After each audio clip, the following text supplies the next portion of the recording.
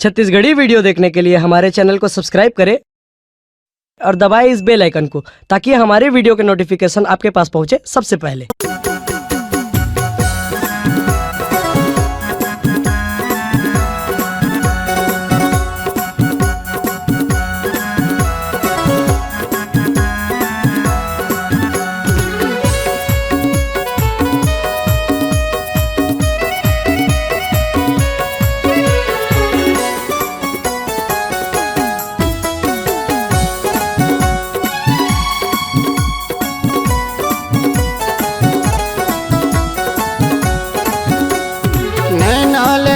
दूल्हे चार हो गे रे, नैना दूल्हे चार हो गे रे।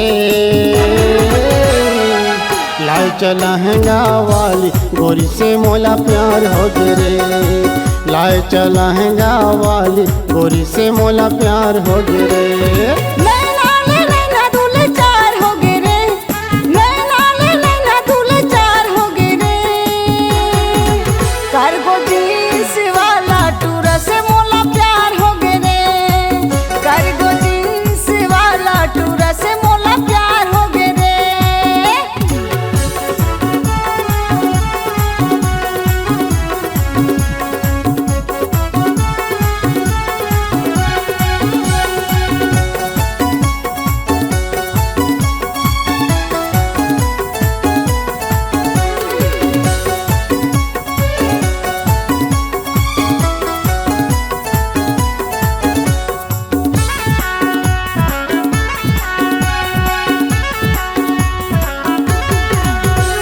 सरक परी जैसे तोला सजा हूँ, मन के मंदिर में रानी तोला बैठा हूँ।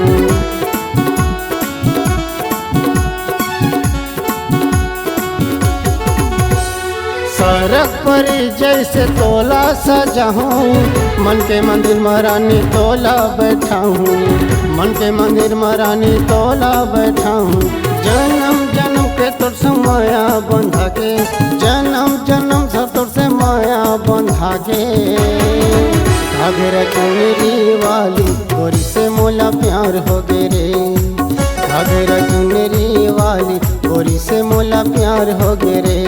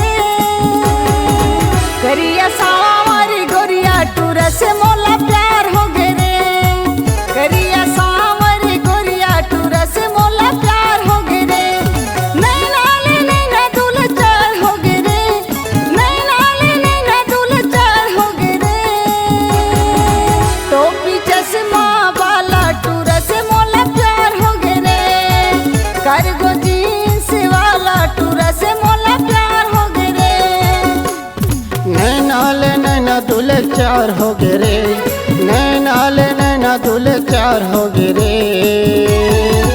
लाई चला हैंगा वाली गोरी से मोला प्यार हो गे रे, लाई चला हैंगा वाली गोरी से मोला प्यार हो गे रे। तो भी चश्मा वाला टूरा से मोला प्यार हो गे रे, कार्गो जीन्स वाला टूरा से मोला प्यार हो गे रे। लाई चला हैंगा वाली रानी से मोला प्यार हो गे ना, लाई चला हैंगा वाला टूरा से मोला प्यार हो गे ना। अगर आप अपनी आवाज को एक नया आयाम देना चाहते हैं तो चले आइए मल्टी ट्रैक डिजिटल रिकॉर्डिंग के लिए संपर्क करें HK म्यूजिक कंपनी, कोटा डबरी, चांपा, छत्तीसगढ़। मोबाइल नंबर है 9329238487 और 8085380339।